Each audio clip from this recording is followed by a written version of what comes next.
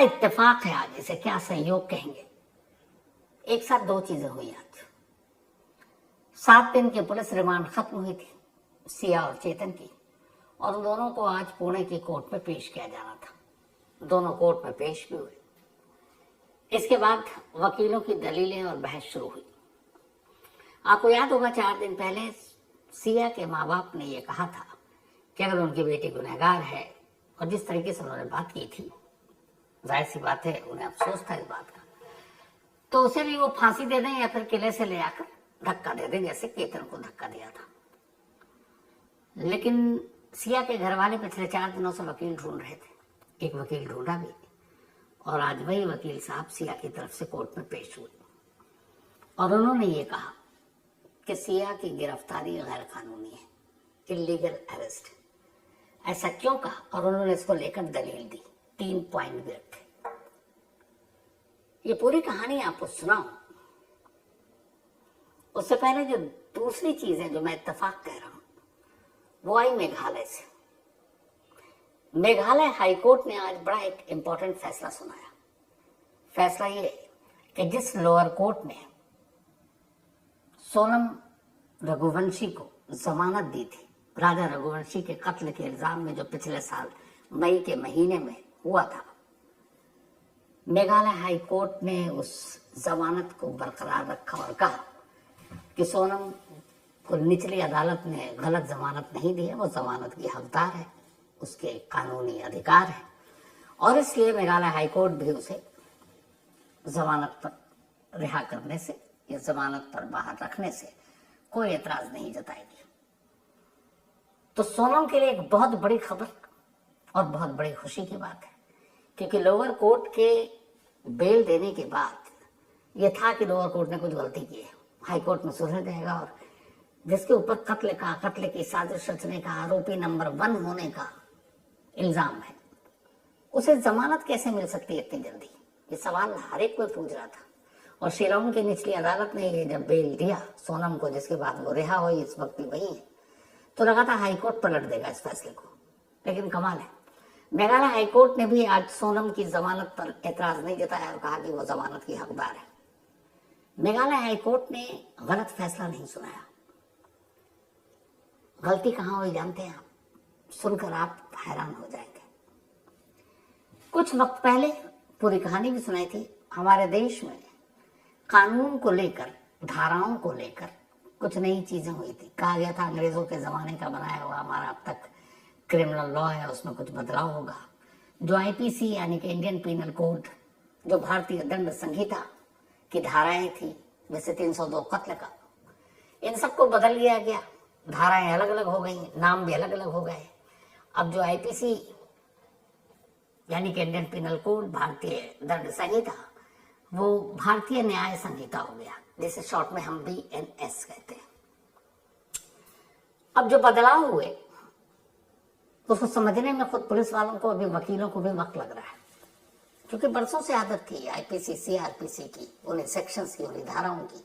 अब सब कुछ बदल गया। अब अगर मान लीजिए आप कुछ पढ़ रहे हैं और स्कूल या कॉलेज का पूरा कोर्स सिलेबस ही बदल दिया जाए, तो उसको आपको समझने में वक्त लगेगा। यहाँ तक कि स्टूडेंट छोड़िए, टीचर को भी समझने में वक्त लगेगा। पहले उनको खुद पढ़ना होगा, तभी तो वो पढ़ाएंगे।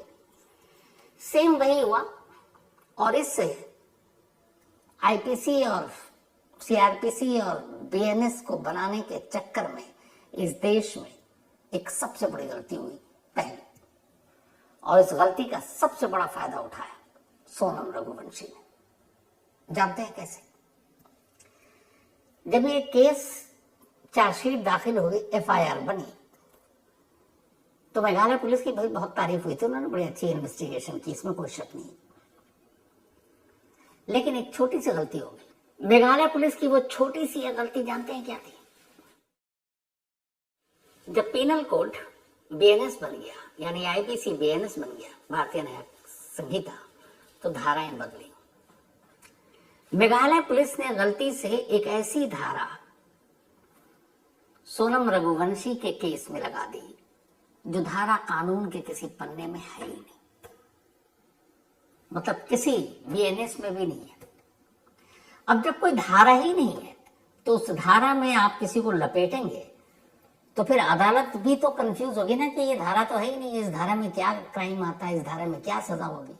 जो हमारे यहाँ होता है आईपीसी और सीआरपीसी, आईपीसी में सजा कितनी होगी ये बता, मतलब दी जाती है, सीआरपीसी बताता है इसकी जांच कैसे होगी, मैक्सिमम सजा कितनी होती है। तो सेम बीएनएस में।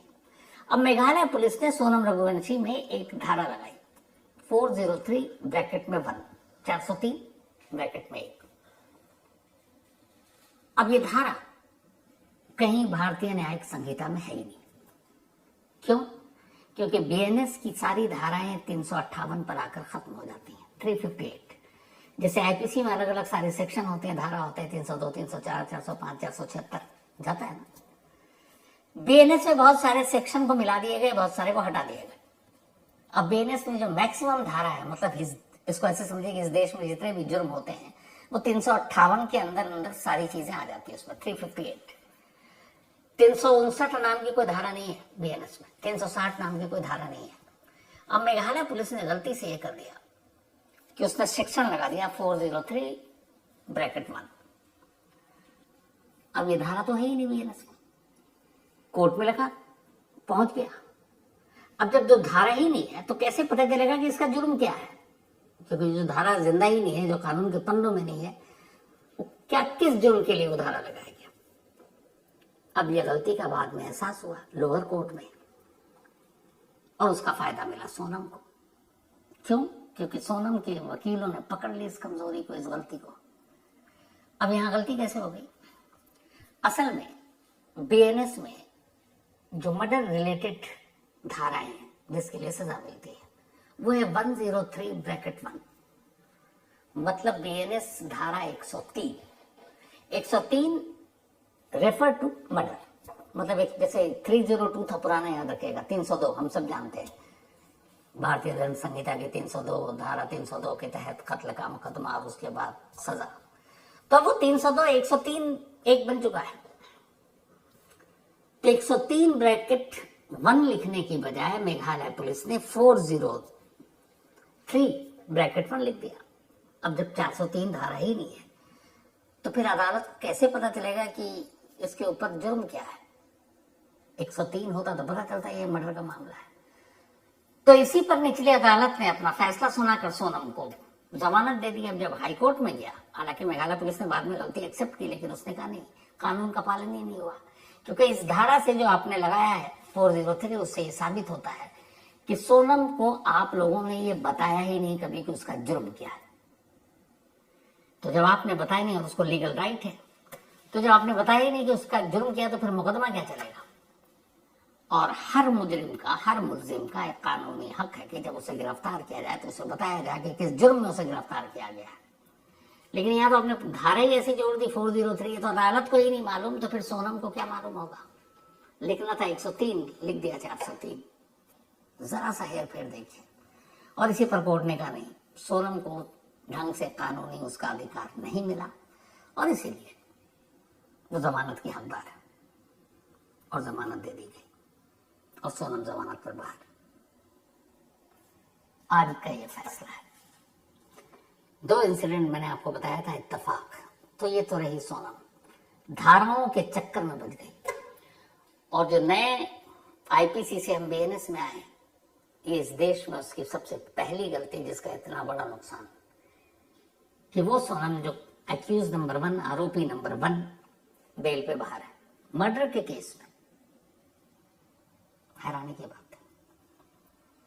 खैर, अब मेघालय पुलिस ने ही चैलेंज किया था लोअर कोर्ट के फैसले को हाई कोर्ट में। हाई कोर्ट में तो कुछ हुआ नहीं। अब पता नहीं सुप्रीम कोर्ट शायद जाए, सुप्रीम कोर्ट से उम्मीद करें कि सोनम की जमानत याचिका खारिज कर दें।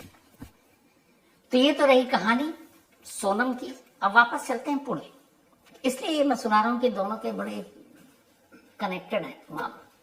आने वाले वक्त में अगर सिया को भी जमानत मिल जाए तो ज्यादा हैरान मत होइएगा। क्यों कह रहा हूं? उसकी वजह यह है कि क्या पुलिस कर रही है, क्या जांच कर रही है, क्या अखबारिया बयान दिया है, क्या पुलिस कस्टडी में बयान दिया, इसका कोई मतलब नहीं है। जब कोर्ट में मामले की सुनवाई होती तो बहुत सारी चीजें एक साथ हो जाती हैं। आज 7 दिन की पुलिस कस्टडी दी गई थी 23 तारीख को सिया और चेतन को। वो 7 दिन पूरे हो गए। 7 दिन पूरे होने से पहले कल पुलिस सिया को उस पहाड़ी पर भी ले गई जहां से उसने चेतन को धक्का दिया था बकौल पुलिस। तो इन सब के बाद आज कोर्ट में पहुंचे, लगा कि अब सारी पूछताछ तो हो चुकी है, लेकिन पुणे पुलिस ने कहा नहीं, अभी बहुत सारे सवालों के जवाब बाकी है।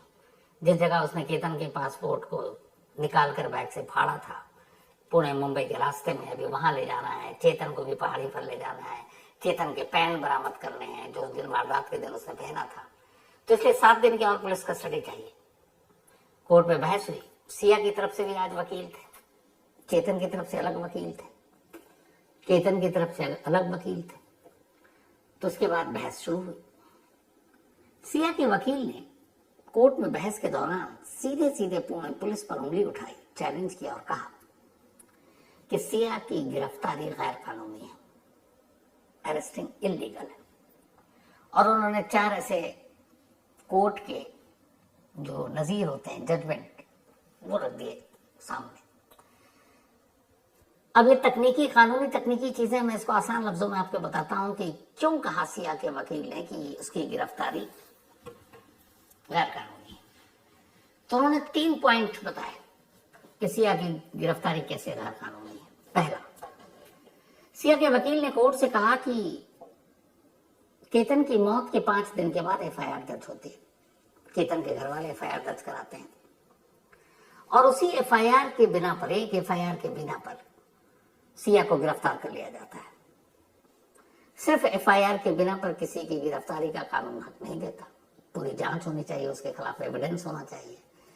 तो यहां पर सिया की गिरफ्तारी सिर्फ और सिर्फ केतन के घर वालों के दिए हुए शिकायत और एफआईआर के बिना पर पुणे पुलिस ने कर दी। ये पहली थी।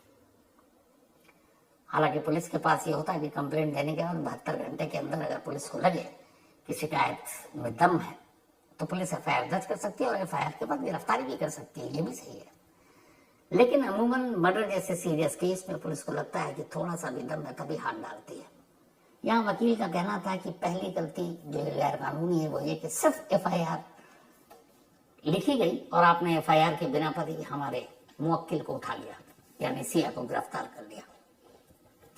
दूसरा जो पॉइंट दिया कि एफआईआर दर्ज करने के बाद दूसरी गलती आपने ये की कि सिर्फ सिया को इसलिए आपने मर्डर का आरोपी बना दिया क्योंकि वो 18 जून को उस जगह पर, यानी उस क्राइम सीन पर केतन के साथ थे जहां से केतन खाई में गिरा। दलील ये थी कि किसी के साथ होना मौके पर या क्राइम सीन पर इस बात का सबूत नहीं है कि वो कातिल उसी ने धक्का मारा। बहुत सारे ऐसे उन्होंने 3-4 ऐसे एग्जाम्पल दिए केस के कि क्राइम सीन पर साथ थे, लेकिन बाद में अदालत ने बरी किया है। तो पहला एफआईआर के बिना पर ही गिरफ्तारी करना, दूसरा क्राइम सीन पर सिर्फ सिया की मौजूदगी है इसलिए आपने उसको कातिल मान लिया और पकड़ लिया, ये गलत था। तीसरा जो उन्होंने कहा कि सिया की गिरफ्तारी गैर कानूनी है, उसके लिए उन्होंने जो पॉइंट रखे वो ये कि सिया और चेतन आपस में बात करते थे, ये दोनों एक दूसरे से कॉल पर बात करते थे, व्हाट्सएप पे बात करते थे, चैट करते थे, टेक्स्ट करते थे, इन दोनों के रिश्ते थे। इसलिए भी आपने मान लिया कि केतन का कत्ल किया इन दोनों ने मिलकर। बोला 2 लोग अगर बात कर रहे हैं, दोनों में रिश्ता है, तो उससे ये कैसे आप मान लेंगे कि वही कातिल है। ये 3 पॉइंट रखे सिया के वकील ने कोर्ट के सामने और कहा कि इसीलिए ये गैर कानूनी है। इसके बाद उन्होंने कहा कि अभी चूंकि पुलिस ने रिमांड से लेटर से लेकर बाकी चीजें, अभी तो जांच पूरी भी नहीं हुई है, तो आने वाले वक्त में जब पुणे पुलिस की चार्जशीट दाखिल होगी तब फिर वो अपनी तैयारी करेंगे। चेतन चौधरी के वकील ने कोर्ट में ये कहा कि उनके मुवक्किल के खिलाफ कोई सबूत नहीं है और पुलिस ने 7 दिन काफी है उससे पूछताछ करने के लिए। लेकिन आज पुलिस ने चेतन की रिमांड लेने के लिए जो दलील दी, जानते हैं वो क्या था? वो ये कि 18 जून को चेतन जिन कपड़ों में ऊपर गया था उनमें से हुडी तो बरामद कर ली हमने, उसकी पैंट अभी तक बरामद नहीं की है। तो पैंट बरामद करने के लिए उसकी हमें कस्टडी चाहिए। चेतन के वकील का कहना था कि पैंट कहाँ जाएगा भाई, बरामद कर लो घर से। एक पैंट को बरामद करने के लिए आप फिर से पुलिस कस्टडी ले रहे हो। तो ये सारी दलील चली। उधर पुणे पुलिस ने अपनी दलील रखी। उन्होंने कहा भी हमें चेतन को उस क्राइम सीन पर ले जाना है, लौगढ़ किले पर, हमें सिया को वहां ले जाना है। पुणे और मुंबई के बीच में एक फूड कोर्ट है जिसके वॉशरूम में उसने केतन का पासपोर्ट फाड़कर फ्लश किया था, तो वहां वो भी ले आके बरामद करवानी है। इसके अलावा कुछ डिजिटल एविडेंस को भी हम रिट्रीव कर रहे हैं, उसके लिए भी इनसे फिर पूछताछ की जरूरत है। तो अभी कई सवालों के जवाब मिलने बाकी हैं, इसलिए हमें ये कस्टडी चाहिए थी। तो पुणे पुलिस ने 7 दिन मांगी, सिया और चेतन के वकीलों ने विरोध किया, लेकिन आखिर में अदालत ने 4 दिन के लिए टिल 3 जुलाई सिया और चेतन को वापस पुलिस कस्टडी में भेजने का फैसला सुना दिया। तो 4 मतलब 7 दिन पहले और 4 दिन, ये 7 4 11। मैक्सिमम पुलिस कस्टडी ऐसे मामलों में 14 दिन की होती है, 14 डेज।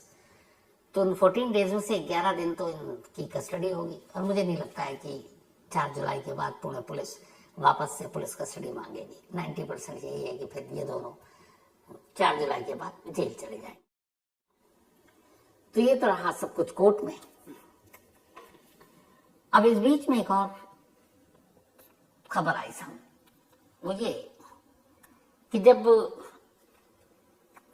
दिसंबर में लास्ट ईयर सिया और केतन का रिश्ता तय हुआ होने वाला था, जब दोनों तरफ से देखा गया, फिर जनवरी आ गई, फरवरी में सगाई हुई, लेकिन जनवरी के महीने में इस साल शुरू में ये हुआ कि दोनों तरफ से जब बात हो गई तो फिर ये हुआ कि चलो इन दोनों की कुंडली निकलवाते हैं पंडितों से, देखते हैं क्योंकि कुंडली के आधार पर ही शादियां होती है कि सारे आपके गुण मिल रहे हैं कि नहीं।